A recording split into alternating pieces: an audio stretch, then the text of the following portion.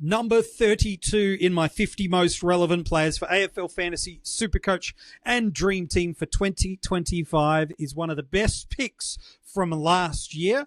Can he get it done again in 2025?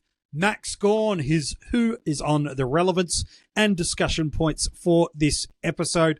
Wow, what a smash pick for you last year. We will talk about that and the year to come, but joining me on this episode, as he has not only throughout this 50 most relevant, for the better part of almost 3 seasons he's been a part of the panel now, the Harry Sheasel of the fantasy footy community. MiniMonk, my friend, good to see you. Big Max, wow, what a year, hey? What a year. What a year. I'm doubling up on rock duties in the 50. First Sean Darcy, rather. Yeah. God, that's a tongue twister. Now on to Max Gawn. And wow, if you picked him in 2024, even after what many considered was a pretty poor opening round game where he got monstered by Grundy, you're off to a flyer. Oh, look, it might not have been the thing that defined ultimate success in your year, just with such a large percentage of the comp, but it made it very hard for you. I know the winner of AFL Fantasy didn't have him last year, but it made it very hard to make all the other variables really work for you, given how good he was. This seasonal average that he just knocked out was his pure career high in AFL Fantasy. If you want to do the 2020 adjusted average nonsense, you're welcome to do so. Not going to, but a 111.8 last year means in Fantasy and Dream Team, you are forking out over $1.1 million for him in Fantasy. We are talking about one of the most expensive players in those two formats, while in SuperCoach, seasonal average of 124.1. He is just skinny of $669,000. Again, one of the most expensive players in the game because he was so good. Last year, his best scores came against the Saints. Same game. He knocked out an absolute monster for us in SuperCoach, a 180, while it was a 152 in AFL Fantasy and Dream Team. But you've just got to go back to 2023, so it's not exactly that far that you go back to his career scores. In AFL Fantasy, same games, both of these ones went down. A 162 against the Lions. I remember watching that game. It was amazing. And he's a part of the 200 club in SuperCoach, a 215. MiniMonk, for so long in the fantasy and SuperCoach community, we've just loved owning Max Gawn. From a value breakout ruckman nearly a decade ago, now to being one of, if not the greatest historical fantasy ruckman we have ever seen. And he did it again for us last year. In so many categories, too, that a traditional ruckman doesn't do. Like 6th in the league per game for contested marks, 6th in the league for hitouts, 13th for contested possessions per game, which is just wild for a ruck. Top 20 for stoppage clearances, a stat line that is so often very clearance midfield numbers. Number 1 ruck in the league for hardball gets. 6th for hitouts to advantages last year, and top 8 in the league for total ruck contests. We're not even got to his fantasy and SuperCoach output yet. Just unbelievable scoring capacity, endurance, the work rate to get to so much, and then to do so much in and under hard stuff at the age of 32. Just wild what the Melbourne leader can do. He certainly leads from the front. You know, he's the type of player that tries to drag his team over the line. How many times have you seen him kick a goal from outside 50 late on in the fourth quarter to give Melbourne a sniff to actually win the game? You know, I reckon he did it about 4 or 5 times in the first 10 rounds of the season last year. Yeah. It was just ridiculous. He is up there with Brodie Grundy as the best ruckman of the last 10 years in terms of fantasy output. And, you know, Grundy and Gawn kind of rival the peaks that was Sandilands and Dean Cox. These two have been stalwarts. And whilst Grundy has started to slip away a little bit in the last couple of years, Gawn has gone back up a tier, you know.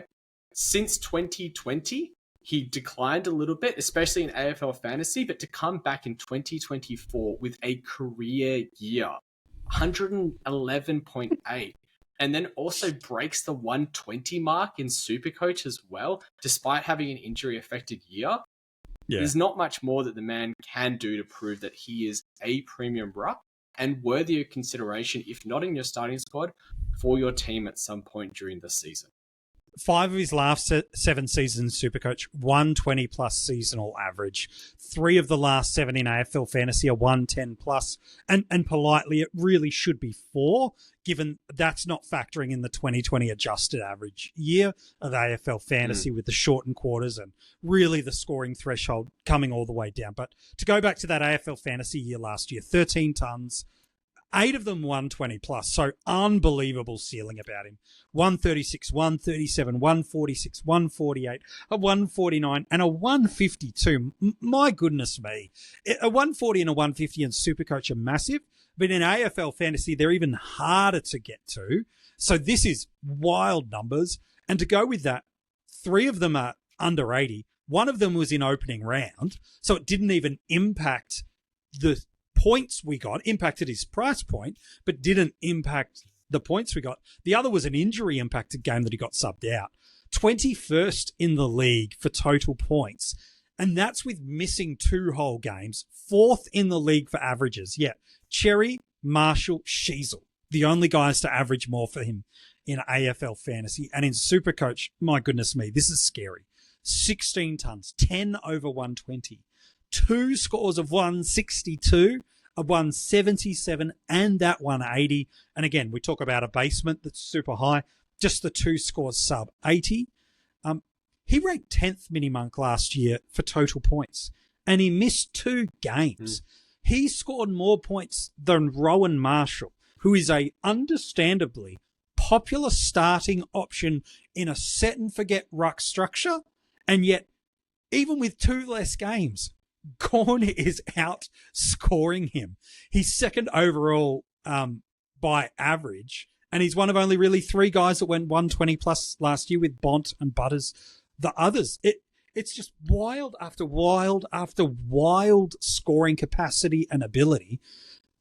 And in a conversation of set and forget rucks, the AFL fantasy community seemed to have disregarded him as an option, while SuperCoaches are really glad they've got the flex spot that I'm sure we'll talk about through this episode, because now there's a world you can get the best scoring options and not be skinny of one in your fantasy and SuperCoach side. I mean, yeah, it's crazy that we could end up with 3 premium rocks in SuperCoach and Dream Team as our R1, R2, and in our flex spots. I mean, you look at that. You look at the top 4 scorers of SuperCoach last year, 3 of them were rocks. If the same trend holds, you're going to have to be able to afford to get Gawn at some point. Now, if we look at his season splits as well, if he starts 2025 like he started 2024, when is that going to be? AFL Fantasy, 137, 107, 146, 109, 144, 149, 134. Oh. He was averaging over 130 over the first 7 rounds of the actual scoring season. Wow. In SuperCoach, 162, 113, 177, 129, 138, 162. 140 average over the first 7 rounds. It becomes unaffordable to be able to get him at that point until his bye. It's just ridiculous. You compare it to the second half of the season and there's a fall off associated with his scoring, but there's narrative to it. There's reasons why. Oliver slows down, gets injured, has a lot of issues. Petrarca cops a massive hit and misses the rest of the season. Gawn himself gets injured. We understand why there's a decrease in his scoring in the second half of the season, and yet he's still able to average, just under 100 in AFL Fantasy and about 107, 108 in SuperCoach. That's not bad. If that is the floor over a 10-week period when everything goes wrong, and if things start to go wrong, right, for the Demons in 2025, that could be very, very scary if you're looking to fade him. The Demons could not have had more things go against them last year. So many of their forwards, and their forward structure has been a challenge for them for a long period of time outside of that premiership year, that they've just not been able to get any kind of synergy or consistency about them.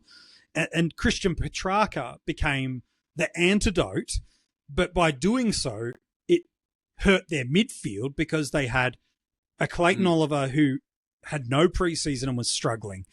Viney, who was trying to carry the load. And let's not downplay the fact that for the better part of the preseason, they were expecting to have Angus Brayshaw in this midfield. And now all of a sudden, the third and fourth string option totally dynamically changes for them with little chance to grow and develop something.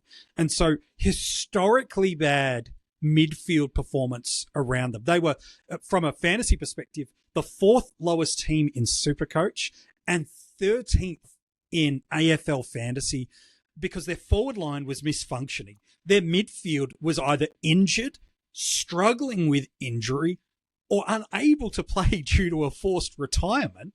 And as good as the likes of Lever and May have been as warriors for this club down back, it felt like time upon time upon time, the damn wall just broke for Melbourne, especially in that back half of the year when Gawn couldn't fix and hold all the pieces of this team together. The moment Petrarca went down, the numbers of Gawn, whether it's causation or correlation, that can be another conversation, but it did feel like that became the straw that broke the Demons back. Oliver can't get there. There's no Brayshaw. Petrarca now can't fix the gaps. Gawn is carrying so much of this team, and it felt like just Lever, May just couldn't stop the damn wall coming anymore. How do you see a Melbourne team responding? Because they were historically bad for a team that's got stars across certainly their midfield and defensive lines, and we can include forward line if you want to include Petrarca. I think Cozzy Pickett is underrated in the AFL community as well. What's the pathway to them improving? Because while it doesn't feel like it links to Gawn, definitely from a SuperCoach, the rising tide of a Melbourne side will ultimately take some challenging data points for Gawn right up to a whole nother level. It will. I think the first thing is a fit Clayton Oliver. You know, if you've got a Clayton Oliver who plays an entire season and looks 90% of what his peak is, as opposed to 60 to 70%, that's going to make a huge difference in terms of their contested game, in terms of Gawn being able to get hitouts to advantage, in terms of just them generally scoring more as a team. As you said, the Gus Brayshaw retirement in 2024, like right at the start of the season, meant they had to completely pivot what their midfield structure was going to be. They've now had a year and a bit to figure out what is their structure going to be for 2025. Who is their first tier 3 into the CBA? Who is their fourth and fifth rotations? You know, is it a Trent Rivers that goes through there? Is it someone else that they try? Is it Salem? Who knows? But at least they'll have a bit more time, stability, ability to be able to figure out what it is that works for them. And a fit Christian Petrarca. I know he's had the setback already so far this preseason, but he's back in training. He should be fine. You know, it's a rib tickler. They'll know how to manage him properly, hopefully, this time. I don't think it was quite as bad as the hit that he had during the season in 2024. No, not at all. But you got two fit players at their top tier, who are undeniably top 20 midfielders in the AFL when they're at their peak. And you've got time to fix that midfield dynamic out. Then you should start to see a regression back to the mean, a regression back to them being able to score properly, get midfield clearances, and Max could be able to get hitouts to advantage. And, you know, I've looked into some of the stats on it. If you look at, you know, the ruck hitouts, ruck contest, hitout to advantage percentage, I'm going to go back to 2021 when he was probably at his peak. Because I'd say that 2022, 2023, 2024 are, you know, a bit different. 2021, ruck contest per game, about 87.5 in Melbourne, but it's above the league average at that point by about 2 per game. Max Gawn was winning about 50% of those ruck contests. Wow. And he was getting about 30% of those to advantage, which is phenomenal numbers. Unbelievable numbers. You compare that to 2024, they've got 89 ruck contests per game, but it's 6 below the league average now. If you put him just back at the league average and he goes back to winning 50% of them, that's actually another nearly 10 hitouts per game for Gawn, because his hitout percentage dropped to 41% during 2024. And his to advantage percentage dropped about 4% as well. So you're saying you can get another 4% of another 6 or so hitouts per game. That's pretty good. And it's even better when you compare it to the last 10 when there was no Christian Petrarca, Gawn was sore, Oliver was sore. They were down at the second worst team for ruck contests per game. There was only 36% of hitouts that they were winning, and only 28% of them were to advantage. Just alone from where we know that Max Gawn can be at his most dominant, which is hitouts to advantage to the midfielders who can then get involved in the scoring chains, that alone is where you can see upside in him. And it's not easy to say that there's an upside in a guy that's put on a career year in AFL Fantasy at 111 and at 124 average in SuperCoach and being the second highest averaging player in the game. Those are not difficult numbers to believe are foreseeable. Because, again, it's like making a budget a year out. If you put it on an Excel spreadsheet, it's like, this balance is easy, problem solved. But it's like, now you've got to make that $17 million to balance your sheet. What you've given us is not this unjustifiable pathway to go, it's literally comprehensible, simple, easy to do changes, which take a guy that is already top of his line in SuperCoach, barely not the top ruckman in fantasy, and with a justifiable reason for a slow back. Like you talk just the front 8 weeks, it's still at the mid-season buys. It's 120 plus in AFL Fantasy and 130 in SuperCoach. So one of the big objections I've heard to not starting Max Gawn, and there's a couple that I think are all have some relevance to consider, is we are paying top dollar for him.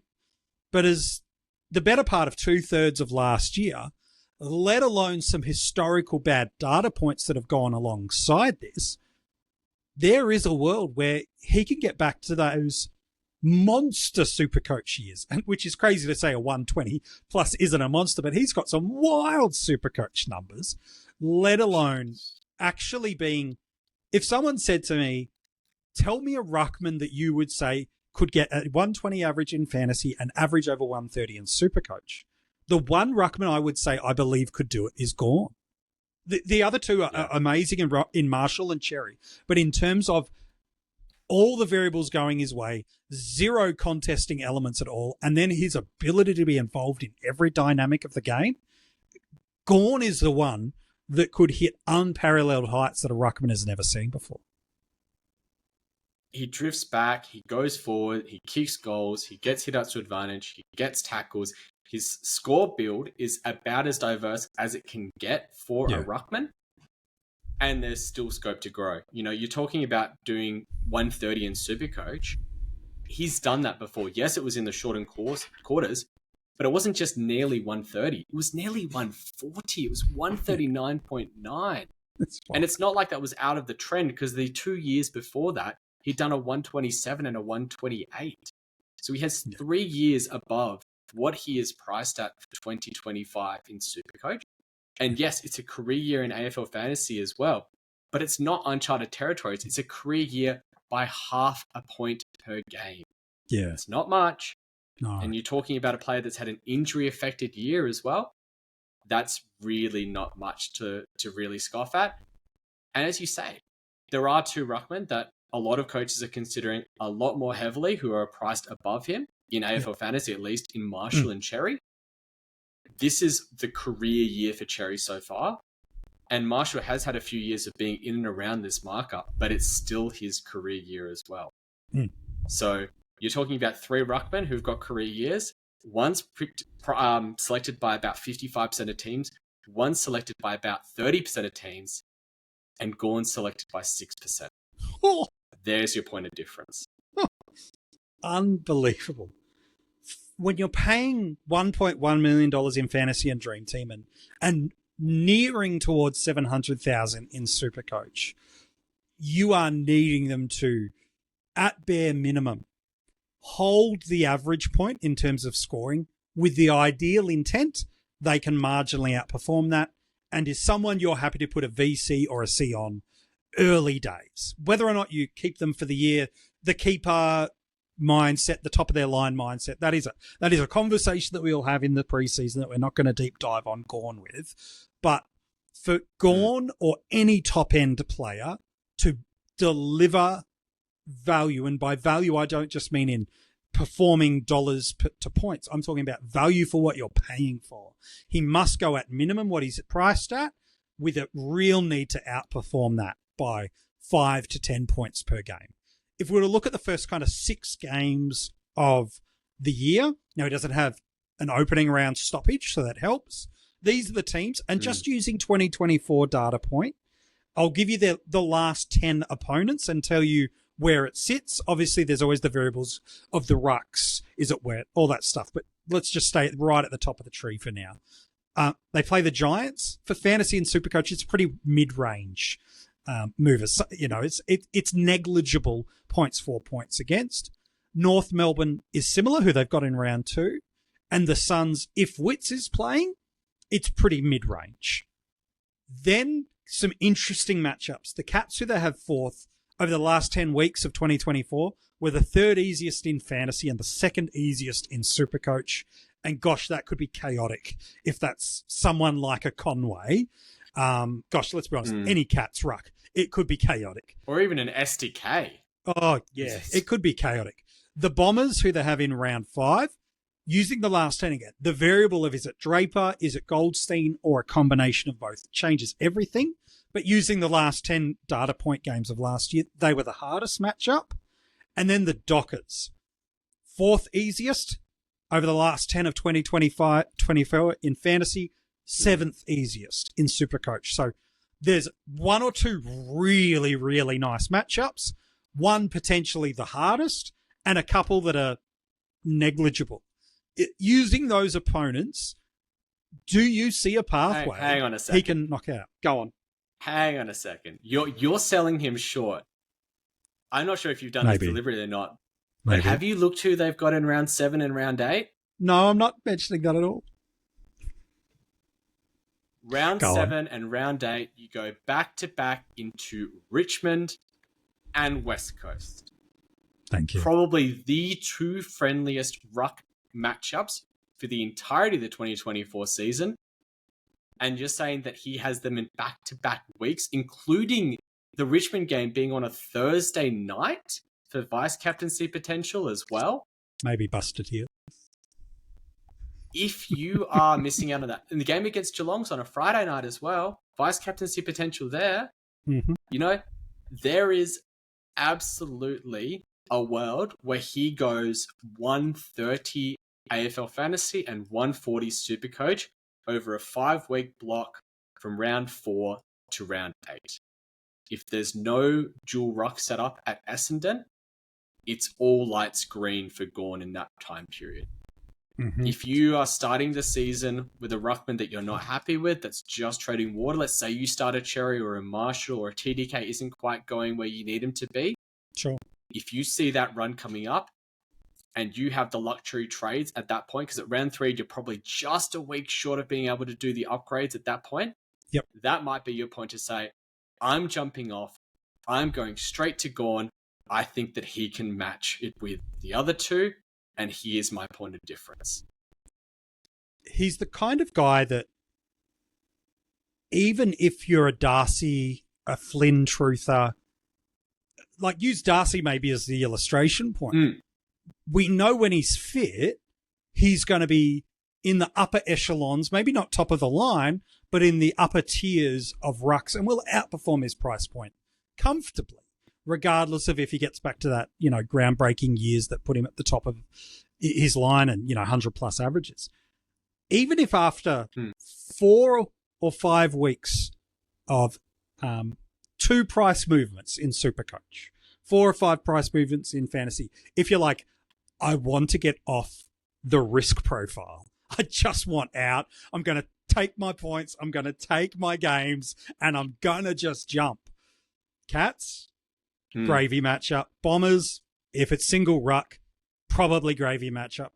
Dockers, good matchup, even with Darcy in there, by the way, let alone then the Tigers. And even if it is Matthew Flynn, which I believe it will be, as the Eagles ruck, Gawn destroys that 5. It's still gravy.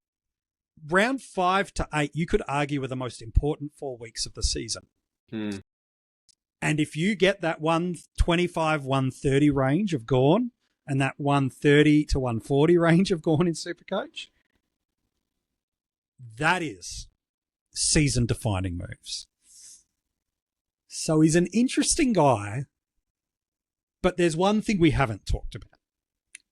He's, at time of recording, he's not in full pre-season training.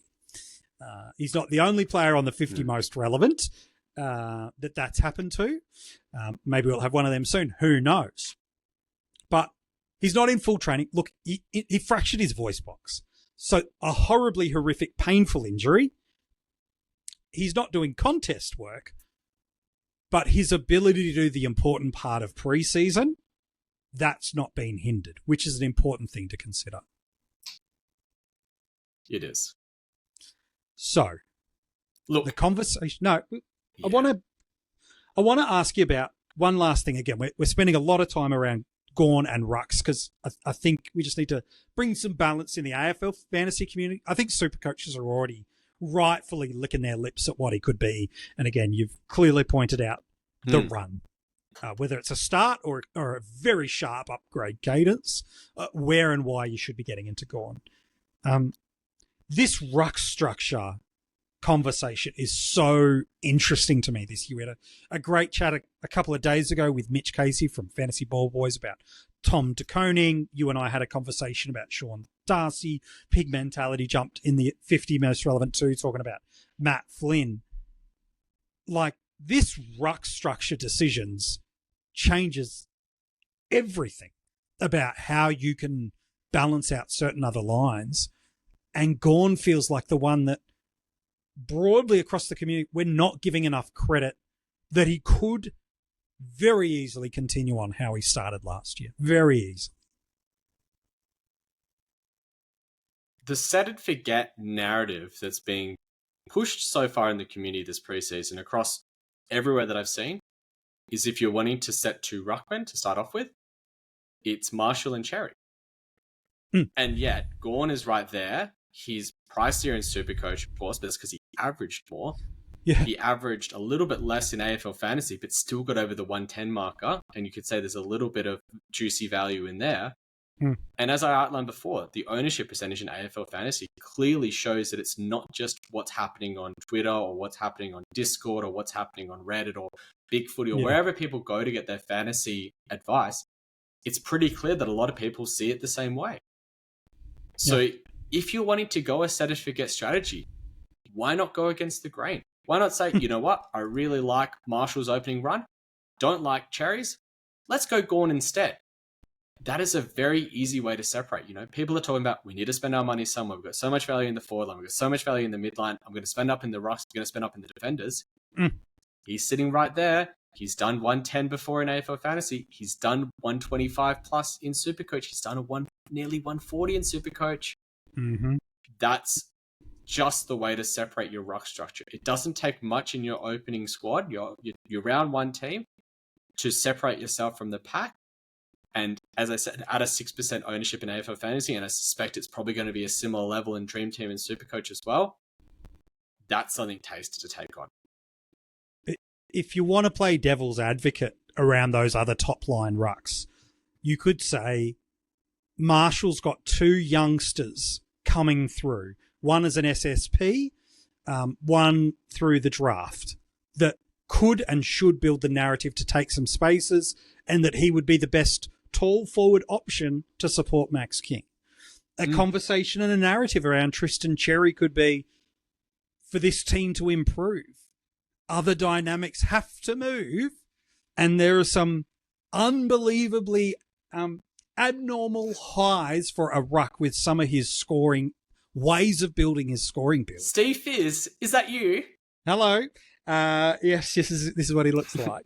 Hello, Draft Doctor friends. He'll be on the podcast in about a week and a half, just so you know, for the 50 most relevant. And then Gawn, you talked about, while there are some high numbers, some of those hit outs to advantage elements, scary, scary low. And unlike a Marshall, if you said, what's the pathway to competition for Marshall? Well, it's youngsters, but it's there. For Cherry, it's not really there. For for the D's, come on now. If Tom Campbell is a serious threat to you, you need to about face. He is nothing more than a insurance policy and a great clubman. That is all he is. Gawn is going to take the bulk share. They are still pushing for a premiership when you have Petrarca in his age prime, Oliver in his age prime, Viney in his age prime, May and Lever in their age primes, or in May's case, the back end of it, and Max Gawn, one of, if not the greatest ruckman we have ever seen in football. Come on now. This is not a team that's North Melbourneing it and trying to develop. This is a team that is going all out for the flag. And so, do you have to start him? Of course not.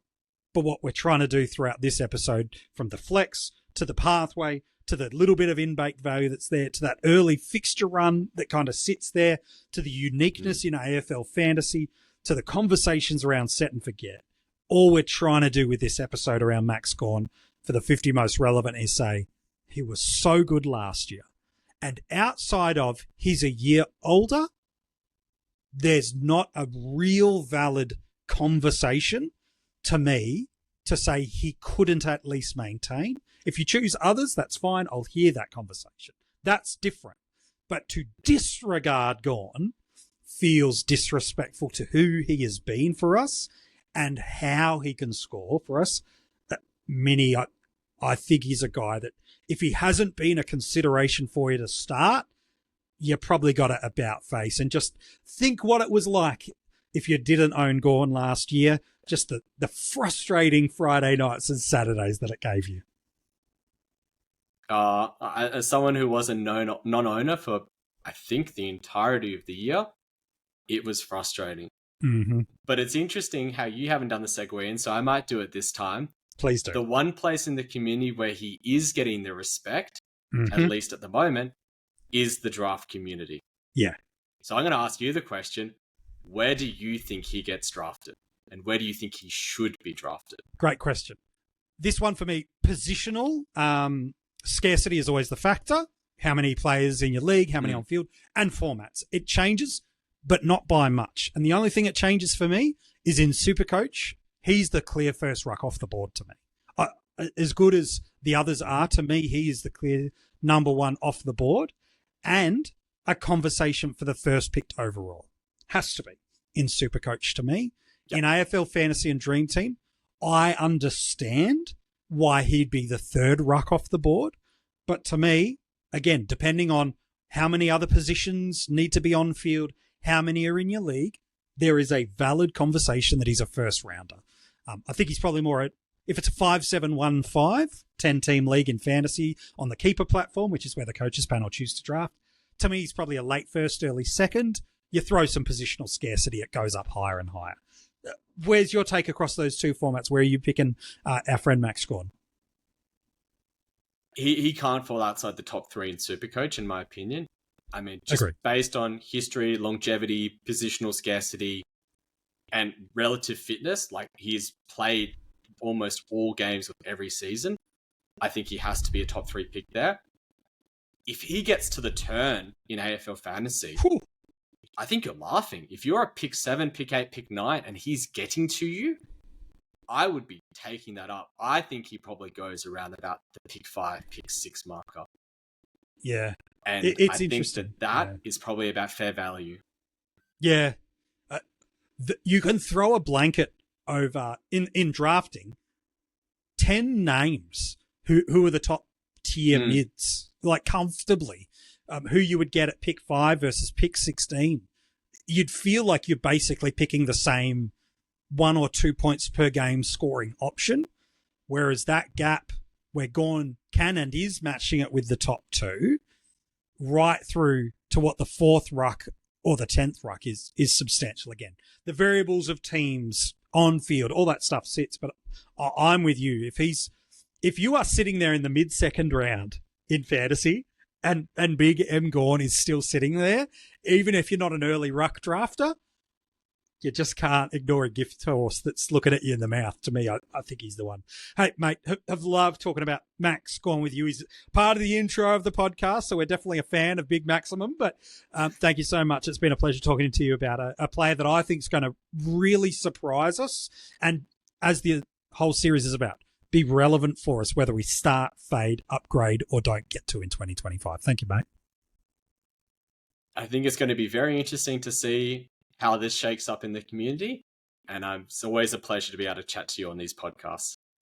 If you want to check out any of the other players we've revealed so far in the 50 most relevant as an audio podcast or a video, ultimately, wherever you're checking out this episode, the whole series is there. So maybe you're just getting your preseason really started. Maybe it's like, okay, it's heading to sort of, the latter portion of January now. Gosh, it's under 50 days away till, the season starts. I probably should get my butt into gear. Okay. Go back and check it out. The design of these series has always been about starting the conversation, helping you make informed decisions for your team across the format you play. If you're watching this on YouTube, nice to see you. Comment below. Let me know, what do you think he's going to average this year across the formats? One of the most fascinating players to have a conversation about this preseason is Max Gawn. And if you're listening to this as an audio podcast and you haven't given us a 5-star rating, or on Apple Podcasts if you're listening there, and given us a review, chuck it in there. If you do a nice one, we'll read it out. Even if you do a horrible one, I'll probably read it out as well. So you can jump in there and do that and take care of us. And in the description of the episode is all the details. We can get in touch with us across social media, gain access to our Patreon, where there's a bunch of tiers and rewards, and a couple of unique surprises coming through that, especially if you're a draft player, whether it be a single season or you're like a keeper league or want to try one, you might get some early opportunities on the Keeper platform as a Patreon. I probably said too much, but Patreons are getting some love from Keeper and the Coaches Panel in 2025. And also the details to get your hands on some Coaches Panel merch. All right, you want to know who's number 31 in the 50 most relevant? I'm not going to tell you who the guest is, but what I will tell you is this. I've alluded to this player by a type throughout this episode. He is someone that in his line is undoubtedly been expected to be by the community one of, if not the best in his line, at multiple junctions and points in his career. He's got close a couple of times, but he's never been a top liner. If this team hands him the keys to the kingdom in 2025, then I can see a pathway where across one, if not all the formats, he's one of, if not the best scorer in his line. But there's been a little hiccup this preseason. But what is that hiccup? And is it a structural piece? Is it an injury piece? Is it a defined game style piece that might prevent him from finally being able to unlock his fantasy footy potential? Who is he? You'll find out tomorrow in the 50 most relevant.